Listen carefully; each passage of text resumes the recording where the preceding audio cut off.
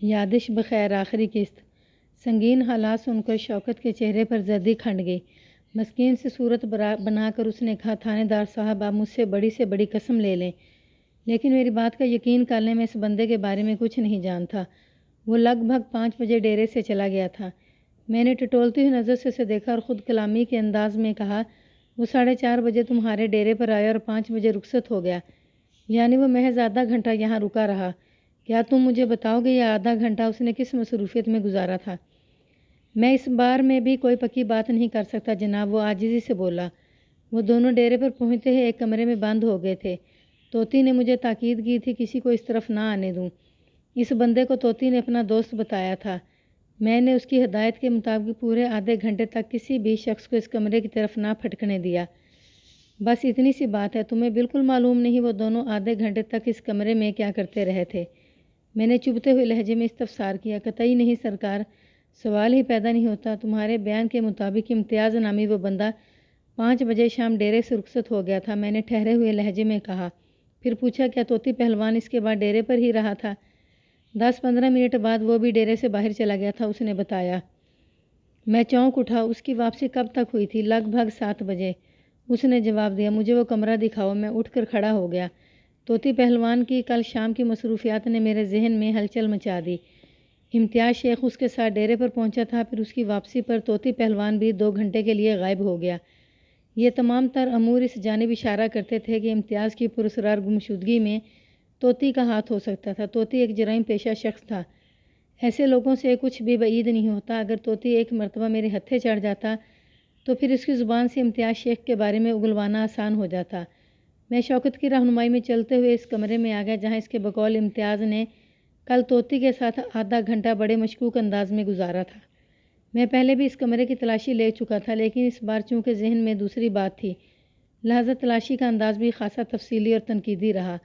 تاہم 15-20 منٹ کی کوشش کے باوجود بھی کوئی ایسا سراغ پانے میں کامیاب نہ ہو سکا جس سے امتیاز شیخ کی روپوشی پر روشنی کی ایک بھی کرن پڑ جاتی۔ اب اس کے سوا کوئی چارہ نہیں تھا کہ توتی پہلوان کی واپسی کا انتظار کیا جاتا۔ میں چونکہ یہ انتظار وہاں منڈی بلال گنج میں بیٹھ کر نہیں کر سکتا تھا، لہذا شوکت اور منظورے کو اپنے ساتھ لے کر واپس تھانے آ گیا۔ میں نے وہاں سے رخصت ہونے سے پہلے سودی شاہ کی مدد سے توتی کے ڈیرے پر ایسا بندوبست کروا دیا کہ جیسے ہی توتی واپس آتا اسے دھر لیا جاتا۔ توتی کو اگلے روز لوٹنا تھا۔ یہ انتظام میں نے احتیاطاً عارضی طور پر کرایا تھا۔ تھانے پہنچتے ہی میں نے ایک حوالدار کو 2 کانسٹیبلز کے ساتھ آئندہ روز منڈی بلال گنج جانے کے بارے میں احکام دے دیے۔ وہ تینوں الصبح تھانے سے روانہ ہو جاتے اور ان کی واپسی توتی پہلوان کی گرفتاری کی صورت ہی میں ہوتی۔ اس سلسلے میں سودی شاہ اور اس کے بندے پولیس اہلکاروں کی بھرپور مدد کرتے۔ میں نے بلال گنج منڈی سے رخصت ہوتے وقت سودی کو یہ تاکید بھی کر دی کہ وہ کوئی بندہ بھیج کر فرید آباد میں چھوٹے چودھری ارشاد احمد کو بھی تازہ ترین صورتحال سے آگاہ کر دے۔ جب میں اپنے تھانے پہنچا تو سورج غروب ہونے والا تھا۔ ASI مراد کی نگرانی میں جنگل کی طرف جانے والی متلاشی ٹیم ناکام و مراد واپس لوٹ آئی۔ انہوں نے قلعہ لچھمن سنگھ سے فرید آباد تک کا سارا علاقہ دیکھ ڈالا، لیکن گم شدہ امتیاز شیخ کا کوئی سراغ نہ مل سکا۔ شرغن غربن بہنے والی بڑی نہر کے کنارے وہ میلوں دور تک ہو آئے تھے۔ ASI اپنی رپورٹ پیش کر چکا تو میں نے اس سے پوچھا، چھوٹے شیخ کا کیا حال ہے؟ میرا اشارہ ممتاز شیخ کی طرف تھا۔ وہ بھی آپ کی آمد سے تھوڑی دیر پہلے گھر گیا ہے، ASI نے بتایا۔ کہہ رہا تھا 1-2 گھنٹے میں وہ واپس آ جائے گا۔ دراصل نظام پورہ سے شیخ فیاض آیا ہوا ہے، وہ اپنے بھائی سے ملنے گیا ہے۔ مراد کی بات سن کر اندازہ ہوا کہ امتیاز شیخ کی پراسرار گمشدگی والی خبر اب تک کافی پھیل چکی تھی۔ فیاض شیخ امتیاز اور ممتاز کا بھائی تھا جو الگ تھلگ نظام پورہ میں رہتا تھا۔ میں نے مراد سے پوچھا، امتیاز کی تلاش کے دوران تم نے ممتاز پر بھی نظر رکھی تھی یا؟ میں نے دانستہ جملہ ادھورا چھوڑا تو وہ جلدی سے بولا، جناب آپ کا حکم تھا، میں کیسے کوتاہی برتتا؟ پھر کیا نتائج برآمد ہوئے اس نگرانی کے؟ میں نے استفسار کیا۔ میں نے یہی محسوس کیا ہے وہ اپنے بھائی کی گمشدگی میں کسی طور ملوث نہیں ہوں۔ میں گہری سانس خارج کر کے رہ گیا۔ ASI نے مجھ سے پوچھا، ملک صاحب آپ فرید آباد میں ارشاد احمد سے ملنے گئے تھے، وہاں کا کیا رہا؟ ابھی تھوڑی دیر پہلے آپ نے عملے کے چند افراد کو اس محاذ کی طرف بھی روانہ کیا ہے۔ اس سے لگتا ہے کہ وہاں کے حالات خاصے سنسنی خیز ہیں۔ تمہارا اندازہ بالکل درست ہے، میں نے تائیدی انداز میں کہا، پھر اسے مختصر الفاظ میں صورتحال سے آگاہ کر دیا۔ وہ بڑی دلچسپی سے میری بات سنتا رہا۔ میں خاموش ہوا تو اس نے جوش بھرے انداز میں کہا، ملک صاحب یہ تو مسئلہ ہی حل ہو گیا، مجھے پکا یقین ہے طوطی پہلوان نے ہی امتیاز شیخ کو کہیں ادھر ادھر کر دیا ہے۔ بظاہر تو یہی نظر آ رہا ہے، میں نے پرخیال انداز میں کہا، لیکن یقینی صورتحال کے لیے ہمیں تھوڑا انتظار کرنا پڑے گا۔ مجھے امید ہے کل شام تک اس کیس کی کوئی شکل نکل کر سامنے آ جائے گی۔ ہمارے درمیان کافی دیر تک اسی موضوع پر بات چیت ہوتی رہی۔ پھر یہ سلسلہ ممتاز شیخ کی آمد پر منقطع ہو گیا۔ ممتاز میرے کمرے میں آیا تو اے ایس آئی بھی وہاں موجود تھا۔ اس نے سوالیہ نظر سے اے ایس آئی کو دیکھا اور مجھ سے مخاطب ہوتے ہوئے بولا، تھانے دار جی، میں تنہائی میں آپ سے ایک بات کرنا چاہتا ہوں۔ اس کے اظہار کا ایک ہی مطلب تھا اور وہ یہ کہ ممتاز شیخ مجھ سے جو بھی کچھ کہنا چاہتا تھا وہ بات مراد کی موجودگی میں نہیں ہو سکتی تھی۔ میں یہی سمجھا وہ امتیاز شیخ کی بازیابی کی مہم کے سلسلے میں مجھے کسی مفید مشورے سے نوازنا چاہتا ہے۔ میں نے اے ایس آئی کو کمرے سے جانے کا اشارہ کر دیا۔ جب اس کمرے میں میرے اور ممتاز شیخ کے سوا اور کوئی نہ رہا تو میں نے اس سے پوچھا، ہاں بولو، تم مجھ سے کون سی ضروری بات کرنا چاہتے ہو؟ ایک لمحے کے تامل کے بعد اس نے کہنا شروع کیا، میرے قیاس کے مطابق وہ امتیاز شیخ کی گمشدگی کے بارے میں بات کر رہا تھا، لیکن بانداز دیگر۔ تھانے دار جی، پورے دن کی خجل خواری کے بعد میں اس نتیجے پر پہنچا ہوں کہ بھائی صاحب کے ساتھ اس جنگل میں کوئی حادثہ پیش نہیں آیا۔ پھر تم کیا کہنا چاہتے ہو؟ میں نے اسے تیز نظر سے گھورا۔ میرا خیال ہے ادھر قلعہ لچھمن سنگھ ہی میں ان کے ساتھ کوئی گڑبڑ ہوئی ہے۔ میں سیدھا ہو کر بیٹھ گیا اور کریدنے والے انداز میں پوچھا، ذرا کھل کر بات کرو ممتاز شیخ۔ اس نے چکنا نظر سے ادھر ادھر دیکھا اور رازدانہ انداز میں بولا، مجھے بھابھی ختیجہ پر شک ہے جناب۔ یہ کیا کہہ رہے ہو؟ میں اچھل پڑا۔ تمہارا مطلب ہے ختیجہ نے خود ہی اپنے شوہر کو کہیں غائب کر دیا ہے یا کروا دیا ہے؟ جی ہاں، میں کچھ ایسا ہی محسوس کر رہا ہوں، وہ سرگوشیانہ لہجے میں بولا۔ میں آج صبح ختیجہ سے مل چکا ہوں اور اس کی حالت کو بھی اچھی طرح ملاحظہ کیا ہے میں نے۔ وہ اپنے شوہر کی گمشدگی پر بے حد پریشان ہے۔ تم بالکل غلط انداز میں سوچ رہے ہو ممتاز شیخ۔ جناب، میں نے جو محسوس کیا وہ آپ کے سامنے بیان کر دیا، وہ شاکی لہجے میں بولا۔ اس پر یقین کرنا نہ کرنا آپ کی مرضی پر منحصر ہے۔ میں نے پوچھا، تم کس بنا پر اپنی بھابھی کو مورد الزام ٹھہرا رہے ہو؟ تھانے دار صاحب، آپ نہیں جانتے ختیجہ کتنی تیز عورت ہے۔ وہ بھابھی کے لیے اپنے دل میں چھپی نفرت اور قدرت کو سامنے لاتے ہوئے بولا، اس چالاک عورت نے بھائی صاحب کو پورے خاندان سے کاٹ کر رکھ دیا ہے۔ یہ کسی بھی وقت کچھ کر سکتی ہے۔ وہ دولت کی خاطر کسی بھی انتہا کو جا سکتی ہے۔ دولت کی خاطر؟ میں نے استجابیہ نظر سے اپنے سامنے بیٹھے ممتاز کو دیکھا۔ تم کس دولت کا ذکر کر رہے ہو؟ میری معلومات کے مطابق 3000 روپے والے معاملے میں سے صرف 3 افراد واقف تھے، یعنی رقم دینے والا ارشاد احمد، رقم وصول کرنے والا امتیاز شیخ اور اس کی بیوی ختیجہ، جسے اتنا معلوم تھا کہ اس کا شوہر 3000 روپے لینے فرید آباد ارشاد احمد کے پاس گیا ہے، اور یہ اب ممتاز شیخ بھی دولت کا ذکر کر رہا تھا۔ یہ بات میرے لیے حیران کن تھی۔ ختیجہ اور ممتاز شیخ میں سخت ترین دشمنی پائی جاتی تھی۔ یہ تو سوچنا ہی حماقت ہوتا کہ بھابھی نے دیور کو رقم والی بات بتائی ہوگی۔ اس نے میرے سوال کے جواب میں بتایا، مجھے پتہ چلا ہے بھائی صاحب کسی سے ایک تگڑی رقم لے کر آنے والے تھے۔ 3000 روپے کوئی معمولی رقم تو نہیں ہوتی نا؟ تمہیں یہ بات کس نے بتائی تھی؟ میں نے اس کی آنکھوں میں دیکھتے ہوئے پوچھا۔ بس جی، ادھر ادھر سے اڑتے ہوئے میں نے بھی سن لی ہے، وہ بے نیازی سے بولا۔ میں نے کہا، یہ خبر کوئی پتنگ نہیں جو ادھر ادھر اڑتی پھر رہی ہو۔ وہ خاموش نظر سے مجھے دیکھتا چلا گیا۔ میں نے سمجھانے والے انداز میں کہا، تم خام خواہ اپنی بھابھی پر شک کر رہے ہو۔ میرا خیال ہے وہ اس معاملے میں سب سے زیادہ بے قصور ہے، بلکہ مظلوم ہے، کہیں تو زیادہ مناسب ہوگا۔ وہ مایوسی سے گردن ہلاتے بولا، تھانے دار صاحب، میں نے تو عرض کیا ہے، یہ آپ کی مرضی پر منحصر ہے کہ میری بات کا یقین کریں یا نہ کریں۔ میں نے اپنے محسوسات آپ تک پہنچا دیے ہیں، اور میں بھی تم سے جو کچھ کہہ رہا ہوں وہ بے بنیاد نہیں۔ میں نے ایک ایک لفظ پر زور دیتے ہوئے کہا، شاید تمہیں تازہ ترین حالات کی خبر نہیں ہے۔ تازہ ترین حالات؟ وہ چونک کر میری طرف دیکھنے لگا۔ جواب میں نے اسے فرید آباد اور منڈی بلال گنج میں اپنی کارروائی سے آگاہ کر دیا، اور آخر میں کہا، طوطی پہلوان کے 2 کارندے شوکت علی اور منظور اس وقت میرے تھانے کے حوالات میں بند ہیں۔ مجھے امید ہے کل تک طوطی پہلوان کی قانون کی گرفت میں آ جائے گا، پھر تمہارے بھائی کی گمشدگی کا راز بھی کھل کر سامنے آ جائے گا۔ آپ نے تو ادھر کے خاصے سنسنی خیز حالات بتائے ہیں۔ وہ حیرت سے دیدے پھاڑ کر مجھے دیکھتے ہوئے بولا۔ بہرحال میں پھر بھی یہی کہوں گا، ختیجہ کو آپ ضرور چیک کریں، اس کے گھر کی تلاشی کوئی نیا رنگ دکھا سکتی ہے۔ تمہارا مطلب ہے ختیجہ نے اپنے شوہر کو گھر کے اندر کہیں چھپا رکھا ہے؟ میں نے اسے کڑی نظر سے گھورا۔ ایسا ہو بھی سکتا ہے جناب، وہ عجیب سے لہجے میں بولا، اور یہ بھی ممکن ہے جن 3000 روپے کا ذکر ہو رہا ہے وہ رقم گھر کے اندر سے ہی برآمد ہو جائے۔ میں نے کھوجتی نگاہ سے چند لمحات تک اس کی آنکھوں اور چہرے کے تاثرات کو پڑھنے کی کوشش کی، پھر ٹھہرے ہوئے لہجے میں بولا، ممتاز شیخ تم ایک بے بنیاد بات کر رہے ہو۔ بہرحال میں تمہاری اس بات کو یکسر رد نہیں کروں گا۔ میں پہلے بھی ختیجہ کے گھر سے ایک چکر لگا کر آ چکا ہوں، کل تفصیلی تلاشی بھی لے ڈالوں گا۔ اب مجھے اجازت دیں تھانے دار صاحب۔ وہ اٹھ کر کھڑا ہو گیا۔ گھر میں نظام پورہ سے چند مہمان آئے ہوئے ہیں، ان کو بھی دیکھنا ہے۔ میں نے کہا، ہاں مجھے پتہ چلا ہے تم سے بڑا بھائی فیاض شیخ نظام پورہ سے آیا ہے۔ جی ہاں، میں نے انہی مہمانوں کا ذکر کیا۔ وہ جلدی سے بولا۔ میں نے پوچھا، فیاض شیخ اس معاملے کے بارے میں کیا کہتا ہے؟ وہ ختیجہ کے رویے پر سخت برہم ہے۔ کیوں، ختیجہ نے اس کے ساتھ ایسا کیا کر دیا ہے؟ میں نے استفسار کیا۔ وہ بتانے لگا، بھائی فیاض امتیاز بھائی کی گمشدگی کا سن کر قلعہ لچمن سنگھ آئے تھے، اور جب وہ ان کے گھر گئے تو ختیجہ نے دروازہ ہی نہیں کھولا۔ بولی، تم سب لوگ میرے دشمن ہیں، میں کسی کی بھی شکل نہیں دیکھنا چاہتی، دفع ہو جائے یہاں سے۔ وہ لمحے بھر کو متوقف ہوا، پھر اپنی بات کو مکمل کرتے ہوئے بولا، بھائی فیاض کو اس کے رویے سے سخت تکلیف پہنچی اور وہ خاموشی سے میرے گھر آ گئے۔ اب آپ ہی بتائیں، ایسے ہوتے ہیں رشتہ دار؟ ہم اپنے بڑے بھائی کے دشمن کیسے ہو سکتے ہیں؟ کیا ختیجہ نے فیاض کے ساتھ واقعی ایسا کیا ہے؟ آپ فیاض بھائی سے پوچھ لیں، اگر میری بات کا یقین نہیں آ رہا تو۔ ٹھیک ہے، میں اس سے بھی پوچھ لوں گا، میں نے الجھن زدہ لہجے میں کہا۔ ویسے ختیجہ ایسی نظر تو نہیں آتی، یہی تو اس کا کمال ہے جناب۔ وہ منہ بگاڑ کر بولا، وہ اپنی رونی صورت اور چہرے کی معصومیت سے خود کو مظلوم اور بے قصور ثابت کر دیتی ہے۔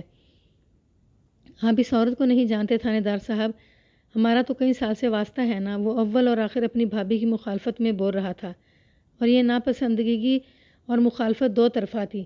ختیجہ بھی اپنے دیور کے بارے میں ایسے ہی دشمنانہ خیالات رکھتی تھی۔ دونوں میں کون صحیح اور کون غلط تھا، فی الحال یہ بات نہیں میں جانتا تھا۔ میں نے کہا، میرا تو نیا نیا واسطہ پڑا ہے ممتاز، تم فکر نہ کرو، میں بھی جلد ہی اسے جان لوں گا۔ تھوڑی دیر کے بعد وہ مجھ سے ہاتھ ملا کر تھانے سے رخصت ہو گیا۔ اگلے روز صبح ہی صبح بارش شروع ہوگی۔ میں نے کئی مرتبہ تھانے سے نکلنے کا ارادہ کیا، لیکن اپنے عزائم کو عملی جامہ نہ پہنا سکا۔ اس دوران لمحے کے لیے بھی بارش نے وقفہ نہ دیا۔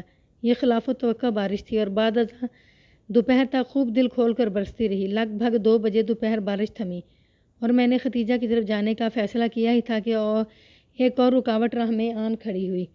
اس بے موسم کی دھواں دھار بارش نے اچھی خاصی تباہ کاری مچا دی تھی۔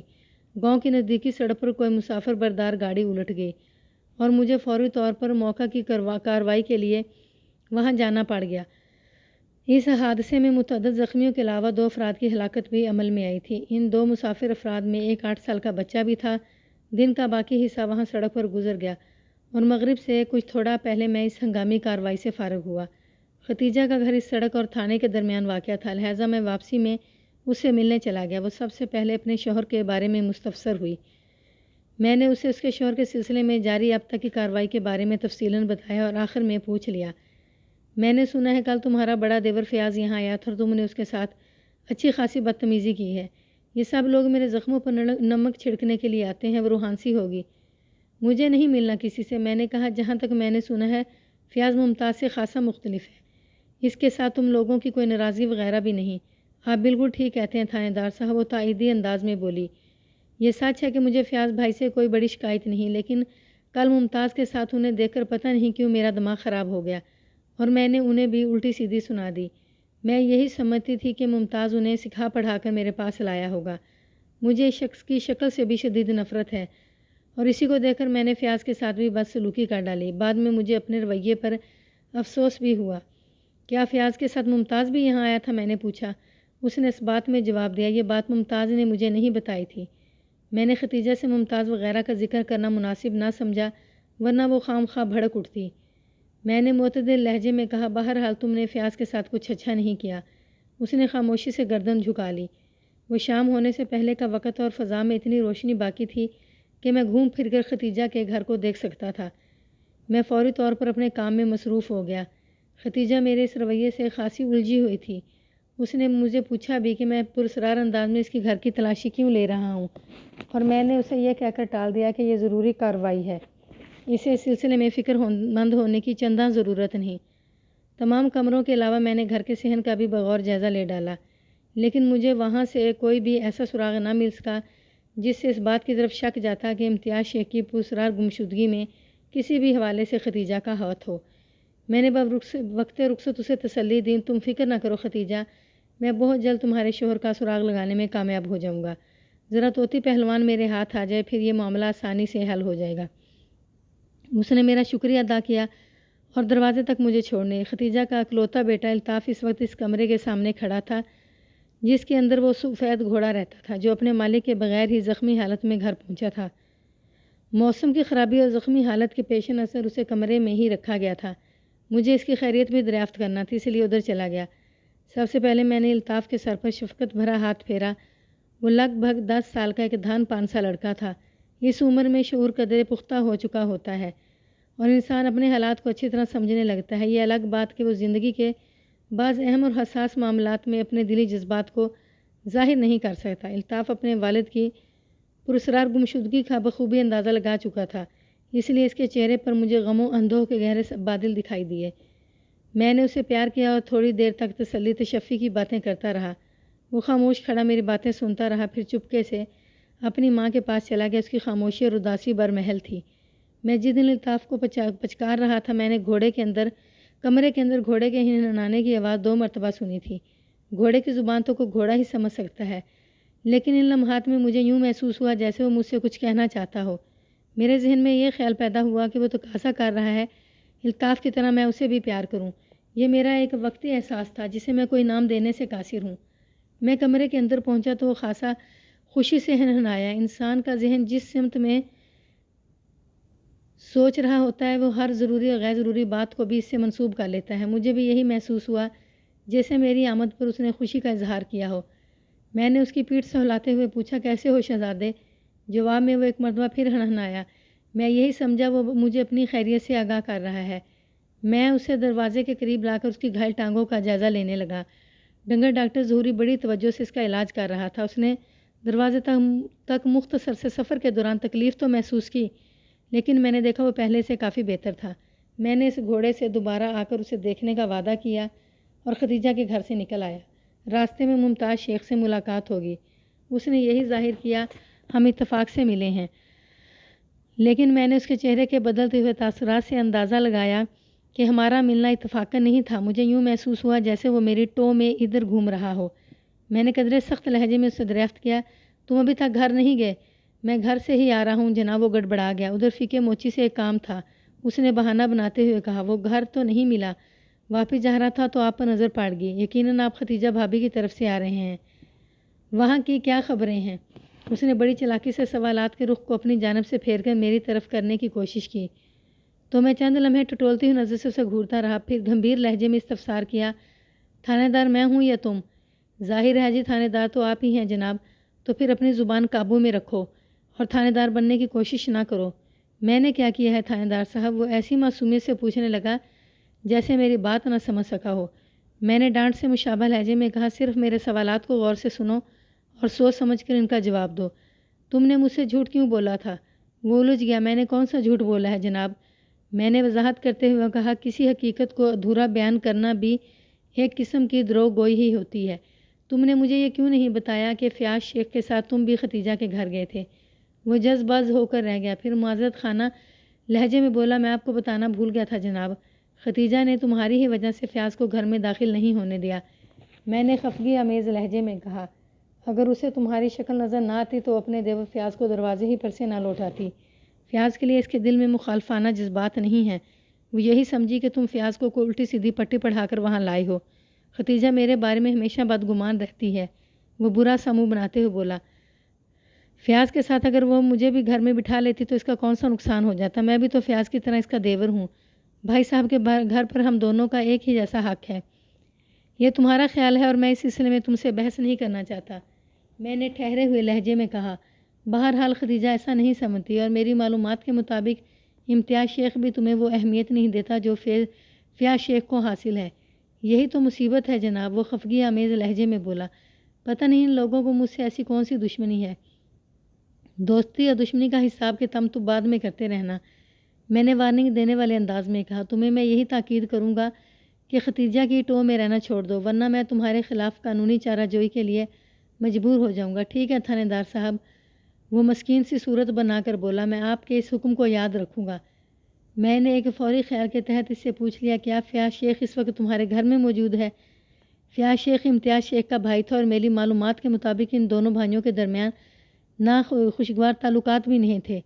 وہ اگر بھائی کی گمشدگی کا سن کر نظام پورہ سے قلعہ لچھمن سنگھ آگ ہی گیا تھا تو اس سے مل لینا ضروری تھا۔ ممکن ہے امتیاز کی بازیابی کے ذیل میں اس سے کوئی اشارہ مل جاتا۔ ممتاز شیخ نے میرے سوال کے جواب میں کہا، بھائی فیاض تو واپس چلا گیا ہے۔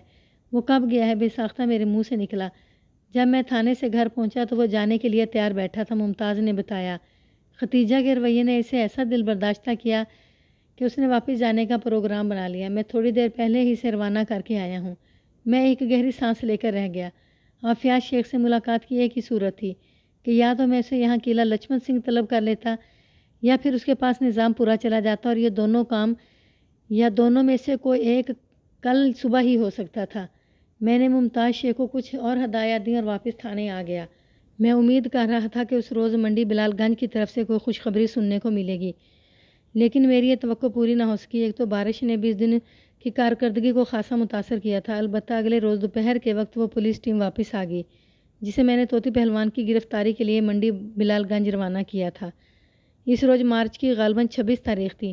امتیاز شیخ کی گمشدگی کی رپورٹ 24 مارچ کی صبح ختیجہ نے درج کروائی تھی۔ امتیاز گزشتہ روز یعنی 23 مارچ کی شام سے غائب تھا۔ پولیس ٹیم کے ساتھ سودی شاہ بھی آیا تھا، اور سب سے زیادہ خوشخبری کی بات یہ تھی کہ وہ پارٹی طوطی پہلوان کو گرفتار کر کے اپنے ساتھ لے آئی تھی۔ وہ بدبخت آج صبح ہی وزیرہ نگر سے واپس لوٹا تھا، اس لیے ایک دن کی تاخیر ہو گئی۔ میں نے حوالدار کو اپنے کمرے میں بلا لیا جو طوطی پہلوان کو گرفتار کر کے یہاں تک لایا تھا۔ اس نے میرے پاس آ کر بڑے جوشیلے انداز میں اطلاع دی، ملک صاحب آپ کا مطلوبہ مجرم حاضر ہے۔ میں نے اس کارنامے پر اس کی کارکردگی کو مناسب الفاظ میں سراہا اور اس سلسلے میں اہم سوالات کرنے کے بعد پوچھا، وہ کن ٹوٹا بدماش گمشدہ امتیاز شیخ کے بارے میں کیا بتاتا ہے؟ وہ اس سلسلے میں کوئی بات بھی قبول کرنے کو تیار نہیں، حوالدار نے جواب دیا۔ طوطی بلال گنج منڈی کا ایک دہشت ناک مجرم ہے جناب، اس کی گرفتاری کے لیے ہمیں خاصی دقت اٹھانا پڑی۔ اگر سودی شاہ کا تعاون ہمیں حاصل نہ ہوتا تو یہ بندہ تو ہاتھ سے پھسلا جا رہا تھا۔ اس دم کٹے بدماش کی دہشت کا ایک گراف میں خود چیک کروں گا۔ میں نے سنسناتے ہوئے لہجے میں کہا، تم اسے لے کر میرے پاس آ جاؤ۔ جناب سودی شاہ بھی آپ سے ملاقات کے لیے بےتاب ہے، حوالدار نے بتایا۔ اس سے میں بعد میں ملاقات کرتا ہوں، تم پہلے طوطی پہلوان کو اندر لاؤ۔ اوکے سر، حوالدار نے مجھے سلوٹ کرتے ہوئے کمرے سے نکل گیا۔ تھوڑی ہی دیر بعد مذکورہ مجرم بشارت عرف طوطی پہلوان میرے کمرے میں حاضر تھا۔ حوالدار نے اسے میری میز کے ادھر لا کھڑا کر دیا اور خود تن کر اس کے قریب ہی جم گیا۔ اس کا انداز ایسا تھا جیسے وہ میری جانب اشارہ پاتے ہی وہ بس شروع ہو جائے گا۔ میں تنقیدی نظر سے طوطی پہلوان کا جائزہ لینے لگا۔ اس کا نام طوطی پہلوان کچھ غلط نہیں رکھا گیا تھا۔ اس کی ناک کسی طوطے کی مانند ہی ایک خاص زاویے میں جھکی ہوئی تھی، بدن کسرتی اور قدرے پھیلا ہوا۔ یہ اس بے اعتنائی کا نتیجہ تھا جو کافی عرصے سے اکھاڑے کی جانب سے برتتا چلا آ رہا تھا۔ وہ بنا بنایا ایک بدماش تھا۔ اگر کسی کو اس کے کرتوت نہ بھی معلوم ہوتے تو وہ اس کی صورت دیکھتے ہی جان جاتا طوطی معاشرے کے معزز طبقے سے تعلق نہیں رکھتا تھا۔ میں نے کھنکار کر گلا صاف کیا اور اس کی آنکھوں میں دیکھتے ہوئے تیکھے لہجے میں کہا، میں نے سنا ہے طوطی تم بڑی اڑی کر رہے ہو، کیا کافی دنوں تک ہماری میزبانی کا لطف اٹھانے کا ارادہ ہے؟ جب مجھ پر خام خام کے الزام عائد کیے جائیں گے تو میں تائید کیسے کروں گا جناب؟ وہ قدر برہمی سے بولا، آپ کے بندے میرے ساتھ بڑی زیادتی کر رہے ہیں تھانے دار صاحب۔ کیا یہ غلط ہے کہ تم اپنے ڈیرے پر جوئے کا اڈا چلاتے ہو؟ میں نے تیز نظر سے اسے گھورا۔ وہاں شراب و شباب کی محفلیں سجائی جاتی ہیں، وہ دوسری بات ہے جناب، وہ کمال ڈھٹائی سے بولا، لیکن آپ کے حوالدار صاحب تو مجھ پر کوئی اور ہی سنگین الزام لگا رہے ہیں، جبکہ میرا امتیاز شیخ سے کوئی تعلق نہیں۔ میں نے کہا، تم جسے دوسری بات گردان رہے ہو وہ بھی کچھ کم سنگین نہیں ہے۔ تم میرے تھانے کی حدود میں جس نوعیت کا کاروبار جمائے بیٹھے ہو، میں اس سلسلے میں تمہیں لمبے عرصے کے لیے جیل کی سلاخوں کے پیچھے بھجوا سکتا ہوں۔ یہ نہ بھولو کہ میرے پاس تمہارے جرائم کے بڑے ٹھوس اور ناقابل تردید ثبوت موجود ہیں۔ اس نے بے چین نگاہ سے مجھے دیکھا۔ ثبوت والی بات نے اسے ہراساں کر دیا تھا، وہ میرے مطلب کی تہہ میں پہنچ گیا ہوگا۔ یہ ممکن نہیں تھا شوکت علی اور منظورہ کی گرفتاری اس سے پوشیدہ رہی ہو۔ اس نے کچھ کہنے کے لیے منہ کھولا ہی تھا کہ میں نے اپنی بات کو آگے بڑھا دیا۔ طوطی، تم جس دعوے کو بے بنیاد اور غلط الزام کہہ رہے ہو، اس بارے میں بھی میں نے بڑی گہری معلومات حاصل کر رہی ہیں۔ تمہاری جان بڑے بھیانک شکنجے میں آ چکی ہے۔ تم یہ کہہ کر نہیں چھوٹ سکتے کہ امتیاز شیخ سے تمہارا کوئی تعلق نہیں، کیا سمجھے؟ وہ الجھن زدہ نظر سے تھوڑی دیر تک مجھے تکتا رہا، پھر احتجاجی لہجے میں بولا، جناب میں بالکل سچ کہہ رہا ہوں، آپ میری بات کا یقین کیوں نہیں کرتے؟ امتیاز شیخ کی گمشدگی میں میرا کوئی ہاتھ نہیں۔ چلو شکر ہے کہ تم نے امتیاز شیخ سے شناسائی کا تو اقرار کر لیا۔ میں نے اس کی آنکھوں میں دیکھتے ہوئے فنکار سے مشابہ لہجے میں کہا، اس کی گمشدگی میں شامل تمہارے ہاتھ کو میں خود ہتھ کھڑی پہنا دوں گا۔ جناب یہ شناسائی بھی بس لمحاتی سی تھی، اس کی سمجھ میں نہیں آ رہا تھا کیا کہے۔ میں نے بدستور سخت لہجے میں کہا، تمہارا مطلب ہے اس روز سودی شاہ کی عارت کی دکان پر تم پہلی مرتبہ امتیاز شیخ سے ملے تھے؟ بالکل بالکل، وہ جلدی سے بولا۔ اب آپ نے کی ہے میرے دل کی بات، صرف دل ہی کی نہیں، تمہارے پھیپھڑے اور گردے کی بات کر سکتا ہوں طوطی پہلوان، میں نے خیز انداز میں کہا۔ اور یاد رکھو، اگر تم نے میرے سوالات کے معقول جواب نہیں دیے تو میں تمہارے طوطے جیسی ناک کو کاٹ کر تمہارے چہرے پر ہد ہد کی ناک چپکا دوں گا۔ پھر سب تمہیں ہد ہد پہلوان کے بعض تو تمہیں بھی ہد ہد بھی کہہ سکتے ہیں۔ تم نے اپنی بدماشی اور غنڈہ گردی سے پورے علاقے پر ایک دہشت سی بٹھا رکھی ہے۔ سوچو، جب تمہیں منڈی بلال گنج کا بچہ ہد ہد بی بی کہہ کر چھیڑے گا تو تمہاری کیا عزت و توقیر رہ جائے گی۔ اس کے چہرے پر ایک رنگ سا کر گزر گیا تھا، تاہم وہ منہ سے کچھ نہ بولا۔ صاف ظاہر ہو رہا تھا میری باتیں اس کے مزاج اور موڈ کا سوا ستیہ ناش مار رہی تھیں۔ اس کا اندرون تہ بالا ہو رہا تھا، لیکن مجبوری نے اس کے لبوں پر آہنی کفل ڈال دیے تھے۔ وہ عام لوگوں کی طرح مجھے اپنی دہشت سے ڈرا سکتا تھا اور نہ ہی سنگین نتائج کی دھمکی دے کر کوئی خاص رائت حاصل کر سکتا تھا۔ میں نے اپنی کارروائی کو آگے بڑھاتے ہوئے کہا، تم اسی روز بقول تمہارے پہلی مرتبہ امتیاز شیخ سے ملے تھے، پھر وہاں سودی شاہ کی دکان پر یوں گھل مل کر اسے باتیں کیوں کر رہے تھے جیسے تم صدیوں سے ایک دوسرے کو جانتے ہو؟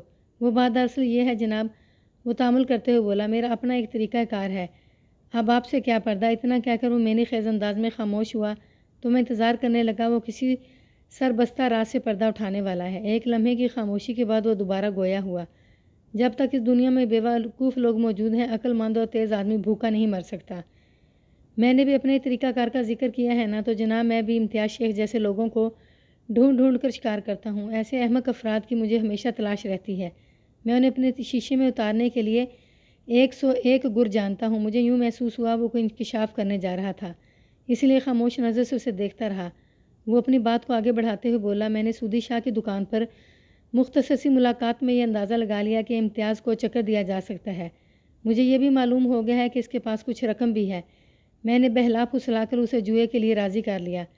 پھر میں اسے اپنے ساتھ اپنے ڈیرے پر لے گیا اور اس کی جیب خالی کر دی۔ کیا وہ راضی خوشی اتنی بڑی رقم ہار گیا؟ میں نے حیرت سے اس کی طرف دیکھا۔ جناب راضی خوشی تو کوئی دھیلا بھی نہیں ہارتا، وہ بڑی معنی خیز مسکراہٹ کے ساتھ بولا۔ میں نے پہلے 2 داؤں میں امتیاز کو جیتنے کا موقع دیا، اس سے اس کا حوصلہ کھل گیا۔ ہر جوئے کے اڈے والا یہی کرتا ہے۔ اس کے بعد میں نے اسے مونڈنا شروع کر دیا۔ مجھے امید نہیں تھی کہ اس کے پاس اتنی بڑی رقم ہوگی۔ جب وہ مسلسل ہارنے لگا تو جیت کی توقع میں بڑے بڑے داؤ لگانے لگا۔ اس طرح میں نے اس کی جمع پونجی کے ساتھ ہی وہ رقم بھی جیت لی جو شروع میں ہاری تھی۔ اوہ، میں نے افسوسناک انداز میں اس شاطر شخص کی طرف دیکھا۔ تم نے 3000 روپے پر ہاتھ صاف کیا اور وہ خاموشی سے لٹ گیا۔ جناب اس قسم کے کاموں میں ایسا ہی ہوتا ہے، طوطی پہلوان رازدانہ انداز میں بولا۔ پھر اس کی آواز میں ایک خاص قسم کی پیشکش بھی شامل ہوگی۔ تھانے دار صاحب، اگر آپ مجھے جمیلے سے آزاد کر دیں تو میں 3000 روپے کی رقم وہ آپ کو دینے کے لیے تیار ہوں۔ یعنی اس دیدہ دلیری سے تم مجھے رشوت بھی پیش کر رہے ہو؟ مجھے غصہ آ گیا۔ اگر آپ اسے تحفہ یا نذرانہ سمجھ لیں تو بات بن جائے گی۔ وہ بڑے بھونڈے انداز میں مسکرایا۔ ملک صاحب، آپ مجھے خاصے سخت آدمی لگتے ہیں۔ آپ سے پہلے اس تھانے میں جو تھانے دار تعینات تھا اس سے تو میری اچھی خاصی دوستی تھی۔ اس کی باتیں تیش دلانے لگی تھیں، لیکن میں نے اپنے غصے کو قابو میں رکھا اور اسے گھستے ہوئے کہا، تم اسے نذرانہ کہو یا تحفہ، میں 3000 کی رقم تم سے ضرور واپس لے لوں گا، اپنے لیے ہی نہیں بلکہ امتیاز کی بیوی اور بچے کے لیے۔ اس رقم پر صرف اور صرف انہی کا حق ہے۔ ایک لمحے کو میں سانس لینے کے لیے رکا، پھر اضافہ کرتے ہوئے کہا، فی الحال تو تم مجھے یہ بتاؤ کہ امتیاز شیخ کے ساتھ تم نے کیا کیا ہے؟ وہ بڑی بڑی قسمیں کھانے لگا اور بولا، میں اس کی گمشدگی کے بارے میں کچھ نہیں جانتا۔ وہ میرے اڈے سے صحیح سلامت رخصت ہوا تھا اور اس کے پیچھے ہی تم بھی رخصت ہو گئے تھے، میں نے طنزیہ انداز میں کہا، اور تمہاری واپسی لگ بھگ 2 گھنٹے کے بعد ہوئی تھی۔ وہ ڈیرے سے اپنے غیاب کے بارے میں مختلف تعویلیں دینے لگا۔ جب اس کی باتوں سے میری تسلی نہ ہوئی تو میں نے اسے حوالدار کے حوالے کر دیا۔ تم اس پر کچھ کام کرو، میں رات کو اس سے دوبارہ ملاقات کروں گا۔ حوالدار کے چہرے پر خوشی چمک اٹھی۔ وہ کشاں طوطی پہلوان کو میرے کمرے سے لے کر حوالات کی جانب بڑھ گیا۔ میں نے اس کے حسب منشا طوطی کی صورت میں اسے ایک عظیم تحفے سے نواز دیا تھا۔ 2 دن اور اس سے اگلا دن بھی کسی کامیابی کے بغیر ہی گزر گیا۔ ہم نے طوطی پہلوان پر موجود ہر طریقہ آزما کر دیکھ لیا، لیکن اس نے امتیاز کی گمشدگی کے سلسلے میں کوئی اقراری بیان نہ دیا۔ یہ صورتحال نے مجھے الجھا کر رکھ دیا۔ میں تھانے سے اٹھا تو امتیاز شیخ کے بارے میں ہی سوچ رہا تھا اور نیند کی آغوش میں پہنچتے پہنچتے یہ پریشان کن سوچ میرے ذہن سے چپکی رہی۔ آئندہ روز جب میں بیدار ہوا تو صبح کے آغاز کے ساتھ ہی میرے ذہن میں ایک آئیڈیا چمکا۔ اس آئیڈیا کے بارے میں نے باقاعدہ سوچا نہیں تھا، بس یہ خود بخود ہی خیال چپکے سے میرے ذہن میں ابھر آیا تھا۔ بعد ازاں اس خیال پر عمل کرنا بہت سود مند ثابت ہوا۔ میں نے کسی سینئر افسر سے یہ کہاوت سنی تھی کہ چوری شدہ چیز جب کسی بھی طور پر برآمد نہ ہو رہی ہو تو خود کو اس شے کی جگہ رکھ کر سوچنا چاہیے۔ اس سلسلے میں میرے سینئر نے ایک گھوڑے کی مثال بھی دی تھی۔ کسی کا ایک گھوڑا چوری ہو گیا تھا اور کسی بھی طرح اس گھوڑے کا سراغ نہیں مل رہا تھا، اور بالآخر اس نے خود کو گھوڑا تصور کر لیا اور یہ سوچنے لگا کہ اگر اس کے ساتھ گھوڑے والی سچویشن پیش آ جائے تو وہ کہاں جائے گا۔ اس کوشش میں اسے کامیابی حاصل ہوئی اور وہ گھوڑا بن کر آخر کار گھوڑے تک پہنچ گیا۔ جس کیس نے میرا دماغ گھما رکھا تھا، اس میں کوئی گھوڑا تو گم نہیں ہوا تھا بلکہ گھوڑے کا مالک پچھلے 5-6 روز سے غائب تھا۔ میرے ذہن نے فوری طور پر اس آئیڈیا میں تھوڑا ترمیم اور اضافہ کیا اور میں تیار ہو کر ختیجہ بیگم کے گھر پہنچ گیا۔ ASI مراد بھی میرے ہمراہ تھا اور ہم گھوڑوں پر سوار ہو کر وہاں گئے تھے۔ ختیجہ نے حسب حال ہمارا استقبال کیا۔ میں اس کے کمرے کی جانب بڑھ گیا جس کے اندر امتیاز شیخ کا سفید گھوڑا بندھا ہوا تھا۔ مجھ پر نگاہ پڑتے ہی گھوڑا بڑے والہانہ انداز میں ہنہنانے لگا۔ اس کے زخم بڑی حد تک ٹھیک ہو چکے تھے۔ اس وقت وہ اپنے پاؤں پر کھڑا تھا۔ ASI نے میرے کان میں سرگوشی کی، ملک صاحب یہ گھوڑا تو آپ کو پہچاننے لگا ہے۔ میں مراد کی بات کو نظر انداز کرتے ہوئے گھوڑے کی سمت بڑھا۔ وہ بھی میری طرف لپکا انداز ایسا ہی تھا جیسے کمرے سے باہر نکلنا چاہتا ہو۔ میں نے اس کی پیٹھ تھپکتے ہوئے کہا، فکر نہ کرو جوان، میں تمہاری رسی کھول رہا ہوں، تم میری رہنمائی کرو گے کہ تمہارا مالک امتیاز کس جگہ تم سے بچھڑا تھا۔ وہ شانت ہو کر اپنی بڑی بڑی آنکھوں سے مجھے دیکھنے لگا۔ یہ تو ممکن نہیں تھا کہ وہ انسانی زبان کو سمجھ رہا ہو، لیکن اس کے رویے اور رد عمل سے یہی بات ظاہر ہوتی تھی۔ بہرحال جو بھی تھا اسے کوئی نام نہیں دیا جا سکتا تھا۔ شاید ہمارے درمیان کوئی روحانی رابطہ قائم ہو گیا تھا۔ ASI کو میں اپنے منصوبے سے آگاہ کر چکا تھا۔ ختیجہ کو بھی میں نے مختصر الفاظ میں اپنے پروگرام سے متعلق بتایا اور سفید گھوڑے کو اپنے ساتھ لے جانے کی بات کی۔ وہ بڑی آسانی سے میری بات سمجھ گئی اور بولی، جناب یہ کام تو آپ کو پہلی فرصت میں کرنا چاہیے۔ ختیجہ کی طرف سے اجازت ملتے ہی ہم اس گھنے جنگل کی طرف روانہ ہو گئے جو فرید آباد اور موزہ لچھمن سنگھ کے درمیان پایا جاتا تھا۔ میں اور ASI اپنے گھوڑوں پر سوار تھے جبکہ سفید گھوڑا بغیر کسی سوار کے آگے بڑھ رہا تھا۔ جب تک ہم آبادی کے اندر رہے میں نے امتیاز کے گھوڑے کی لگام تھامے رکھی۔ جنگل کی جانب جانے والے راستے پر چھوڑتے ہی میں نے اس کی لگام چھوڑ دی اور بڑے دلار سے کہا، یہاں سے تمہارا کام شروع ہوتا ہے شہزادے، تم آگے آگے چلو گے اور سیدھے وہاں پہنچو گے جہاں تمہارے مالک امتیاز شیخ کو کوئی حادثہ پیش آیا تھا۔ اس بے زبان نے بڑی توجہ سے میری بات سنی، ہنہنا کر حکم کی تعمیل کا یقین دلایا اور خاموشی سے ایک جانب بڑھ گیا۔ ASI نے حیرت کا اظہار کرتے ہوئے کہا، ملک صاحب میں نے ایسا فرما بردار گھوڑا پہلے کہیں نہیں دیکھا۔ میں بھی زندگی میں پہلی دفعہ دیکھ رہا ہوں، میں نے گمبھیر انداز میں کہا۔ وہ سنجیدگی سے بولا، اس کی پر اعتماد چال سے ظاہر ہوتا ہے یہ ہمیں کسی منزل پر پہنچا کر ہی دم لے گا۔ اللہ تمہاری زبان مبارک کرے، میں نے کہا۔ ہمیں پہلے اس گھوڑے سے مدد لینے کا خیال کیوں نہیں آیا؟ اس نے پوچھا۔ مراد قدرت کا کوئی کام خالی از مصلحت نہیں ہوتا، میں نے سوچ میں ڈوبے ہوئے لہجے میں کہا۔ یہ بھی تو دیکھو یہ بے زبان پہلے چلنے کے قابل ہی کہاں تھا۔ اب یوں محسوس ہو رہا ہے ہم اپنی منزل سے بہت قریب ہیں۔ آدھے گھنٹے کے بعد میرا یہ یقین عملی صورت اختیار کر کے ہمارے سامنے آ گیا۔ اس گھوڑے نے ہمیں نہر کے کنارے پہنچایا اور تھوڑا آگے نہر کے ساتھ ساتھ جاتے ہوئے ایک گڑھے کے پاس جا کر رک گیا۔ ہم اپنے گھوڑوں سے نیچے اترائے۔ ASI نے کہا، ملک صاحب یہ ہمیں کچھ بتانے کی کوشش کر رہا ہے۔ گھوڑا بار بار اس گڑھے کی جانب منہ کر کے مخصوص انداز میں ہنہنا رہا تھا۔ مذکورہ گڑھے میں بارش کا پانی بھرا ہوا تھا۔ میرے لیے گھوڑے کا بس اتنا سا اشارہ ہی کافی تھا۔ اس کے بعد مجھے اپنی عقل اور اختیار کے گھوڑے دوڑانا تھے اور میں نے ایسا ہی کیا۔ میں نے فوری طور پر ASI کو تھانے بھیج کر عملے کے چند افراد کو وہاں بلا لیا۔ پھر دوپہر تک اس گڑھے کا پانی باہر نکالنے کے بعد نیچے سے امتیاز شیخ کی لاش کو برآمد کر لیا گیا۔ اس کے جسم پر متعدد زخموں کے آثار ملے۔ غالباً یہ تیز دھار کلہاڑیوں کے زخم تھے جو بڑی بے دردی سے اسے لگائے گئے تھے۔ امتیاز شیخ کے لباس سے الجھے ہوئے سونے کی ایک زنجیر بھی گڑھے میں سے برآمد ہوئی۔ میں نے وہ زنجیر ختیجہ بیگم کو دکھائی تو اس نے صاف انکار کر دیا۔ وہ زنجیر امتیاز کی نہیں تھی۔ بعد ازاں میں نے طلائی زنجیر کی تلاش اور کھوج جاری رکھی اور بالآخر اس کے مالک تک پہنچنے میں کامیاب ہو گیا۔ یہ کام کرنے میں مجھے 4-5 روز لگ گئے تھے۔ اس دوران امتیاز شیخ کو سپرد خاک کیا جا چکا تھا۔ اس طلائی زنجیر کا مالک کوئی اور نہیں بلکہ مقتول کا چھوٹا بھائی ممتاز شیخ تھا۔ میں نے اسے گرفتار کر کے تفتیش کی چکی میں پیس ڈالا۔ بالآخر اسے اقبال جرم کرتے ہی بنی۔ اس نے بتایا کہ اسے کسی طرح 3000 کی رقم کے بارے میں سن گن مل گئی تھی۔ وہ بھائی اور بھابھی کے رویے سے سخت برگشتہ تھا۔ اس نے بیچ جنگل کے امتیاز شیخ کو لوٹنا چاہا۔ اس کارروائی کے لیے اس نے اپنے 2 ساتھیوں کا انتظام بھی کیا تھا۔ ان تینوں نے نقاب لگا رکھے تھے۔ وہ دونوں ساتھی پیش پہ تھے جب ممتاز تھوڑا پیچھے رہ کر ان کی رہنمائی کر رہا تھا۔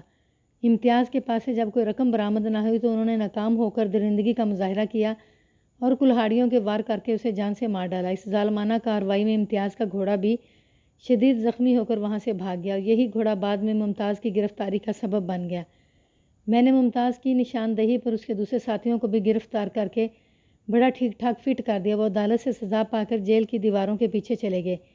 آخر میں یہ بھی بتاتا چلوں کہ الطاف نے مجھے اپنی زندگی کے دوسرے دور کے جو حالات سنائے وہ اپنی جگہ ایک مکمل اور عبرتناک داستان ہے۔ پھر کبھی یہ کہانی بھی آپ کی خدمت میں پیش کروں گا بشرطِ زندگی۔